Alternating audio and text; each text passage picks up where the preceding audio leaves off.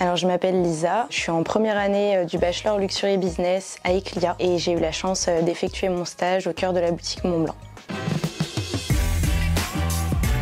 Alors j'ai trouvé mon stage grâce à un intervenant qui vient nous donner des cours à Eclia. C'est l'ancien directeur de la boutique Montblanc, donc j'ai pu lui faire passer mon CV. Et ensuite on était plusieurs sur la liste et j'ai été sélectionnée. Mes missions, elles ont été très évolutives. Donc la première semaine, j'ai dû m'adapter et ensuite ça a avancé en fonction de moi. Donc petit à petit, je me suis mise à vendre en duo avec quelqu'un, j'étais accompagnée. Et ensuite, j'ai fait mes ventes seule. J'ai eu la chance de toucher aussi au merchandising, assister à certaines réunions. J'ai également géré les stocks. Et puis voilà. Si j'ai fait ce stage chez Montblanc, c'est parce qu'il y avait plein de domaines d'activité différents. Et ce que j'ai aimé, c'est que j'avais aucune notion en horlogerie et du coup, ils ont pu me former sur ce secteur et c'était hyper intéressant d'en savoir plus sur les mouvements, aussi découvrir un petit peu les manufactures. Donc j'y suis pas allée directement, mais découvrir plus de l'extérieur.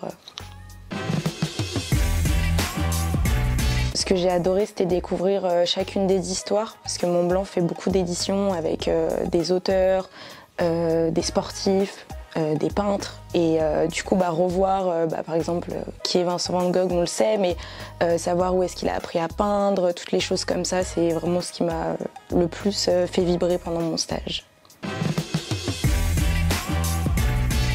Oui, du coup, on a des cours de culture. Donc on est allé d'ailleurs au musée des Beaux-Arts, découvrir des artistes donc j'ai pu retrouver pendant mon stage.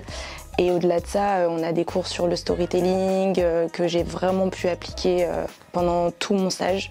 Et c'était primordial d'avoir des cours auparavant dessus avant d'entrer dans le vif du sujet. Oui, quand même, surtout quand j'ai pu vendre mon stylo préféré, qui était une édition spéciale avec Marilyn Monroe. Jusqu'au bout de mon stage, je pensais pas réussir à le vendre. Et dans les dernières semaines, j'ai réussi, donc j'étais super contente. Et au-delà de ça, j'ai été assez fière de moi parce que j'ai vite pu être seule sur les ventes.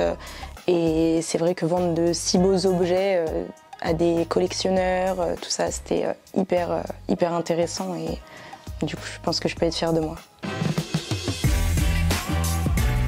Déjà au niveau de la culture, ça m'a apporté beaucoup parce que j'ai pu découvrir le secteur de l'horlogerie, de la maroquinerie et de l'écriture, donc c'était hyper enrichissant.